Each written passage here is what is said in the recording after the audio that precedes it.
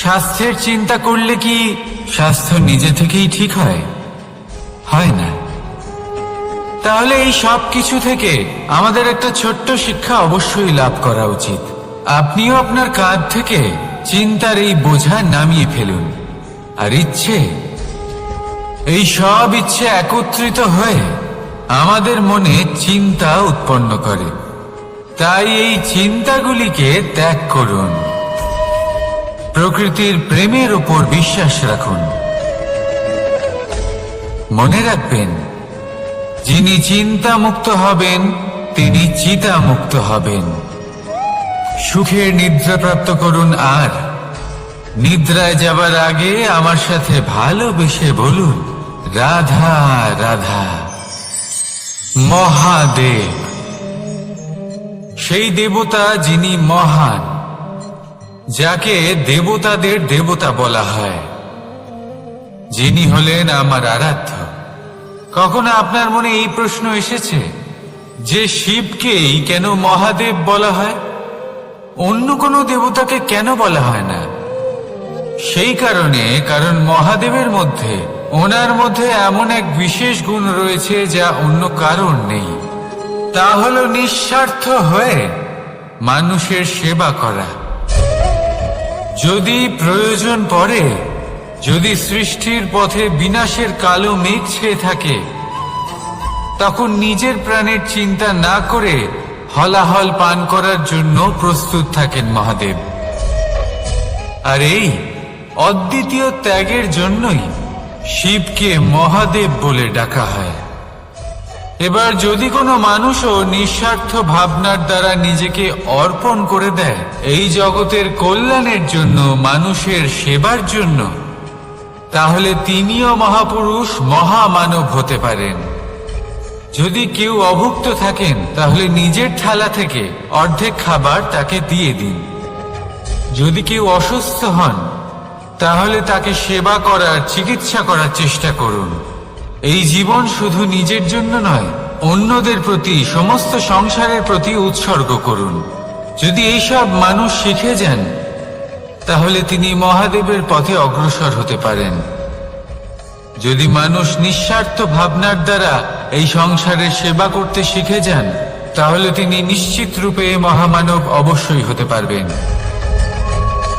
আসুন আমার সাথে ভালোবেসে বলুন, রাধা রাধা। স্বর্ণ, হিরে, মুক্ত, মানিক, এই সব কিছুকে আগে পাথর বলা হতো। তাহলে এমন কি হলো যে এদের রত্ন বলা হয়? আর রত্ন তা বাস্তবে আসলে কি? এটা হলো সেই পাথর যাকে আগে আগুনের তাপ সহ্য করতে হয়েছে, পরখ করা হয়েছে, যাচাই করা হয়েছে, এদের কাটার চেষ্টা করা হয়েছে, কিন্তু তারা কখনোই নষ্ট হয়নি, বরং তারা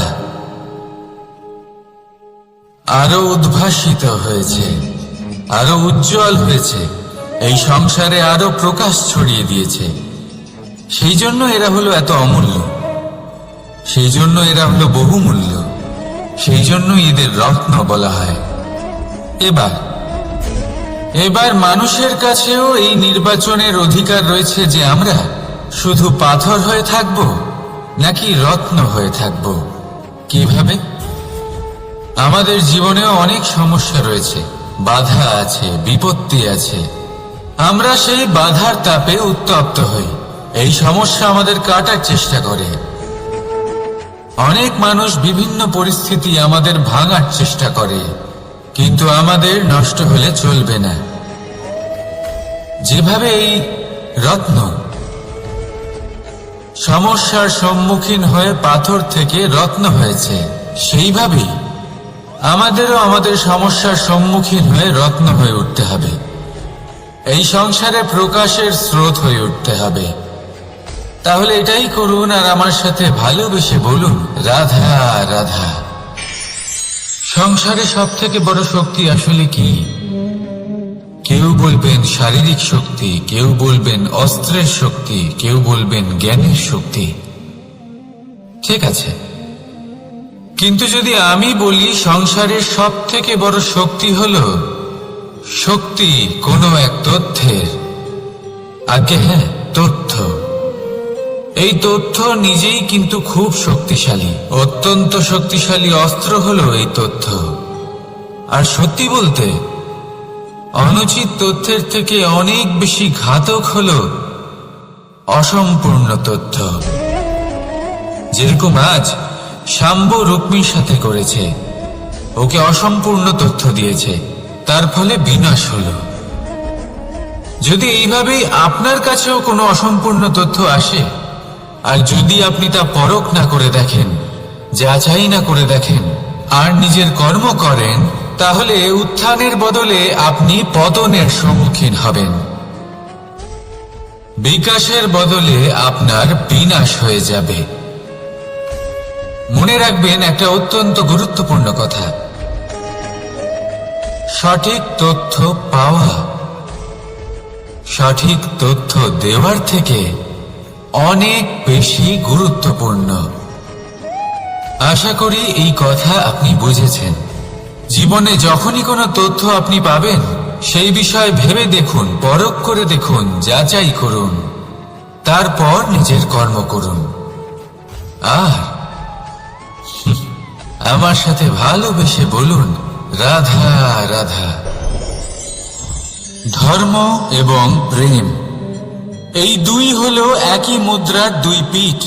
যদি এদের মধ্যে কোনোটা নষ্ট হয়ে যায়, তাহলে দ্বিতীয়টাও থাকে না। কখনো ভেবেছেন এমন কেন হয়? তার জন্য আগে আপনাকে বুঝতে হবে যে ধর্ম আসলে কি। ধর্ম সেটাই যা এই সংসারের প্রত্যেক মানুষকে একে অপরের সাথে সুখ এবং শান্তিতে থাকতে প্রেরণা যোগায়। এই প্রেরণার আধার হলো প্রেম। প্রেম সেটাই যা আপনার মধ্যে অন্য কারোর প্রতি করুণাবোধ জাগিয়ে তোলে, সম্মান জাগিয়ে তোলে। এবার যদি প্রেম চলে যায়, তাহলে সবার আগে বিনাশ হবে সম্মান আর করুণাবোধের। এবার যেখানে না প্রেম রয়েছে, না সম্মান রয়েছে, না করুণা রয়েছে, সেখানে ধর্ম কিভাবে বাস করবে?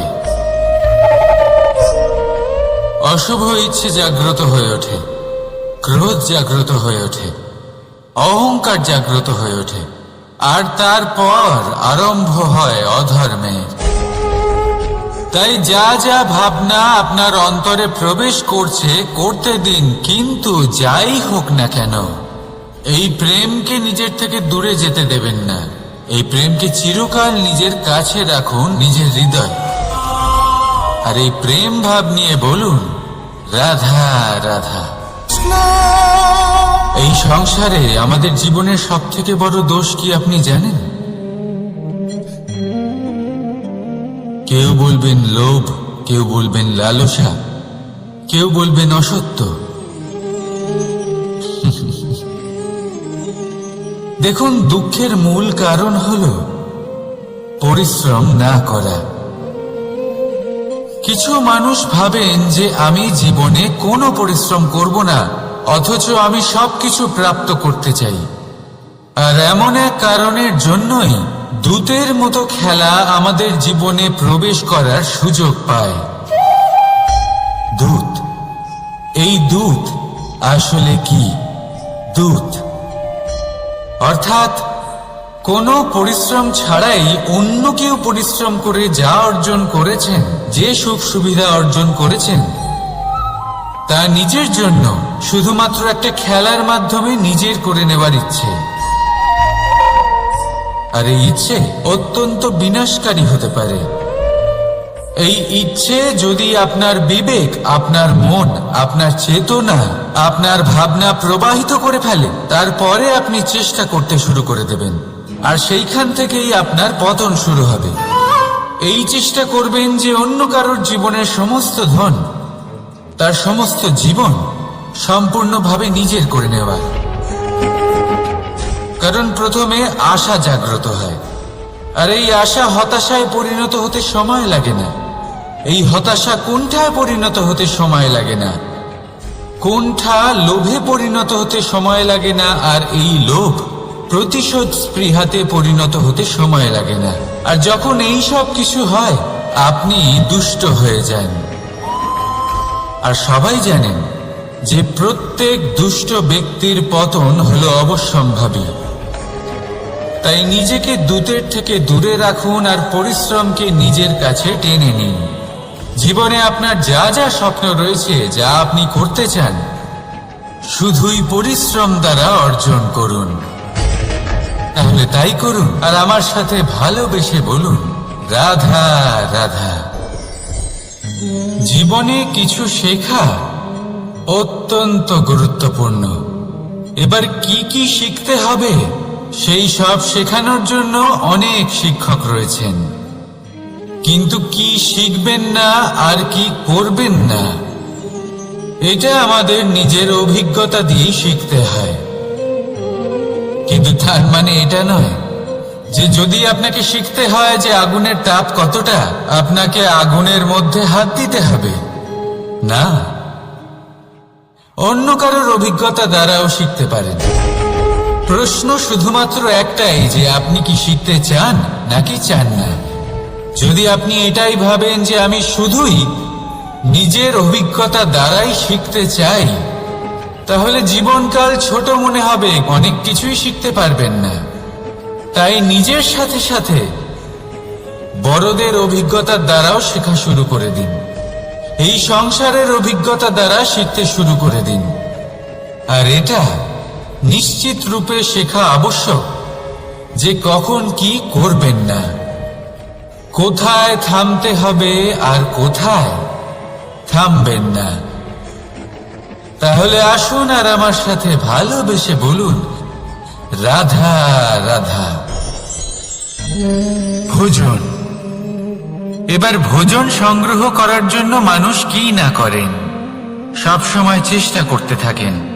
ফসল উৎপাদনের জন্য অনেক পরিশ্রম করতে থাকেন, কিন্তু অনেক সময় অনেক পরিশ্রম করার পরেও ফসল ভালো উৎপাদন হয় না।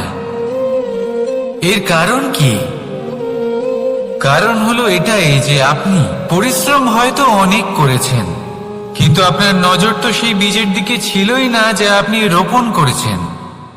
সেই জন্য সব সময় কোনো বীজ রোপণ করার আগে তাকে পরখ করে দেখুন, তা অত্যন্ত আবশ্যক।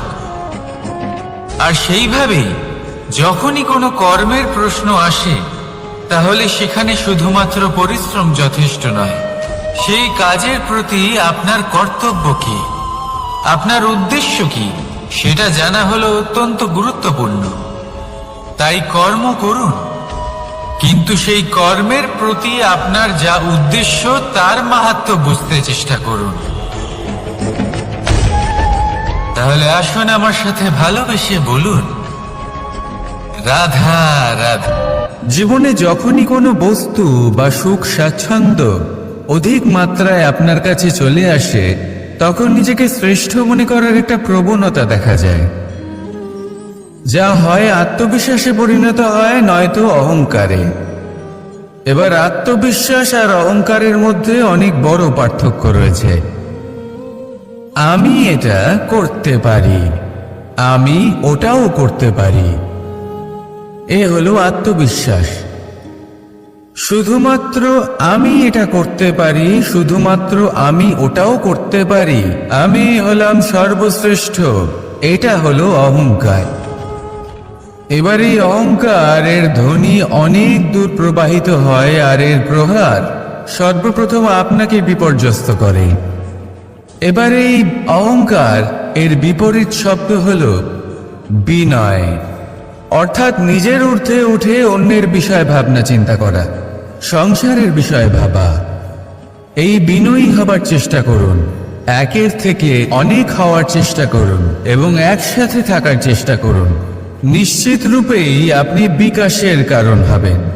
মত্ততা থেকে নিজেকে দূরে রাখুন, অহংকার থেকে নিজেকে দূরে রাখুন। এই মন প্রসন্ন হয়ে বলবে, রাধা রাধা। কোনো এক বস্ত্রে যদি ছোট্ট একটা ছিদ্র উৎপন্ন হয়, আর যদি আমরা তার দিকে নজর না দিই, তাহলে সময়ের সাথে সমগ্র বস্ত্র ছিঁড়ে যায় আর কোনো কাজে আসে না। যদি কোনো একটা নৌকাতে ছোট্ট একটা ছিদ্র উৎপন্ন হয়, তাহলে সময়ের সাথে পুরো নৌকাই জলে ডুবে যায়। লক্ষ্যের দিকে অগ্রসর হওয়ার সময় একটা ছোট্ট ভুল আপনি যদি করে ফেলেন তাহলে আপনাকে তার লক্ষ্যের থেকে দূরে করে দিতে পারে। এমনটা এই সম্পর্কের সাথেও হয়ে থাকে।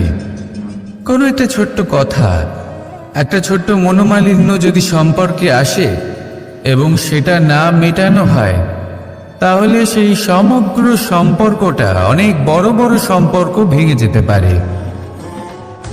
যদি আপনার সম্পর্কে ছোট্ট একটা ছিদ্র উৎপন্ন হয়, তাহলে প্রেমের সূচ আর স্নেহের সুতো দ্বারা সেলাই করে ফেলুন, যাতে আপনার এই সম্পর্ক অটুট থাকে এবং প্রেম দ্বারা পরিপূর্ণ থাকে। আসুন আমার সাথে ভালোবেসে বলুন, রাধা রাধা। দু রকমের প্রাকৃতিক বেগ থাকে। প্রথম হলো বর্ষা। যখন এর বর্ষণ হয় তখন মাটিকে শীতল করে নতুন ফসল ফলায়। আর দ্বিতীয় হয় পবন, যা আমাদের সর্বদা শ্বাসবায়ু প্রদান করে। অশান্ত এই মনকে শান্তি প্রদান করে, এই ক্লান্ত শরীরে স্ফূর্তি প্রদান করে। আমাদের জীবনে যত আবেগ আছে তা হয় বর্ষার মতো হওয়া উচিত, নয় হওয়া উচিত পবনের মতো। ক্রোধ, মতভেদ, বিবাদ এগুলো হওয়া উচিত বর্ষার মতো। অর্থাৎ কিছু সময় পরে যেন এরা নিজে থেকেই ছিন্ন ভিন্ন হয়ে চলে যায়। আর যদি পবনের মতো কোনো আবেগ থাকা উচিত, তা হলো প্রেম, যা সর্বদা শ্বাসবায়ু প্রদান করে, সবসময় সাথে থাকে। একে আমরা অনুভব করতে পারি না, কিন্তু এই আমাদের অনুভব করার জন্য প্রাণবায়ু প্রদান করে। আর যখন চক্রবাতের মতো সে ভয়ঙ্কর হয়ে ওঠে, তখন সমগ্র সংসার বদলে দেয়। এর সারমর্ম একটাই, শক্তি। মতভেদ, ক্রোধ, বিবাদের শক্তি যদি থাকে, তা আছে প্রেমের মধ্যে। তাই এই প্রেমকে মনের মধ্যে রাখুন আর আমার সাথে বলুন, রাধা রাধা। জীবনে দুই ধরনের আবেগ রয়েছে যার কোনো মূল্য নেই। আমার কথার অর্থ এটা নয় যে এদের কোনো গুরুত্ব নেই, গুরুত্ব যথেষ্টই রয়েছে। শুধু এদের জন্য আপনাকে কোনো মূল্য দিতে হয় না। প্রথম আবেগ হলো আনন্দ, প্রসন্নতা। এটা আপনি যে কোনো জায়গায় খুঁজে পেতে পারেন যদি আপনি খুঁজে পেতে চান। আপনি কোনো পুষ্পের সৌন্দর্য দেখে প্রসন্ন হতে পারেন। বায়ুর কারণে যখন একটি বৃক্ষ শিহরিত হয়, সেটা দেখে আপনি প্রসন্ন হতে পারেন। একটা ছোট্ট শিশুর কলরব শুনেও আপনি প্রসন্ন হতে পারেন। একটা ক্রন্দনরত বালককে হাসিয়ে আপনি প্রসন্ন হতে পারেন। সবকিছু আপনার উপর নির্ভরশীল। সেখানে আরেকটি আবেগ হলো দুশ্চিন্তা। মানুষ বড়ই দুশ্চিন্তা করতে থাকে। আজ আমি এই কাজ করেছি, সেই বিষয়ে চিন্তা। আজ আমি এই কাজ করতে পারিনি, সেই বিষয়ে চিন্তা। কাল আমাকে এই কাজ করতে হবে, সেই নিয়ে চিন্তা। আমি কি সেই কাজটা করতে পারবো, সেই বিষয়েও দুশ্চিন্তা। চিন্তা সর্বত্র রয়েছে, যার জন্য মূল্য দিতে হয় না। যত চান আপনি একত্রিত করতে পারেন। একটা গুরুত্বপূর্ণ কথা মনে রাখবেন, প্রসন্নতা জীবনের একটা নতুন সূত্রপাত। সেখানে দুশ্চিন্তা হলো জীবনের চিতার সমান। এবার এই দুটি আবেগ হলো মূল্যহীন, দুটোই আপনার সামনে আছে। কোনটা চয়ন করবেন আপনি, দুশ্চিন্তা নাকি প্রসন্নতা? সিদ্ধান্ত আপনারই। আসুন আর আমার সাথে ভালোবেসে বলুন, রাধা রাধা। জীবনের প্রত্যেক মুহূর্ত আমাদের কিছু না কিছু শিক্ষা দেয়, নির্ভর করছে আমাদের দৃষ্টিভঙ্গির উপর। যেমন নদী হলো আমার অত্যন্ত প্রিয়। নদীতে ভ্রমণ করতে আমার খুব ভালো লাগে। কি বলেন? নদীতে সবসময় নতুন কিছু থাকে, ও পুরনো কিছুই নিয়ে বসে থাকে না। সব সময় প্রবাহমান, কখনো থামে না। ততক্ষণ থামে না যতক্ষণ না সাগরে গিয়ে সমাহিত হচ্ছে।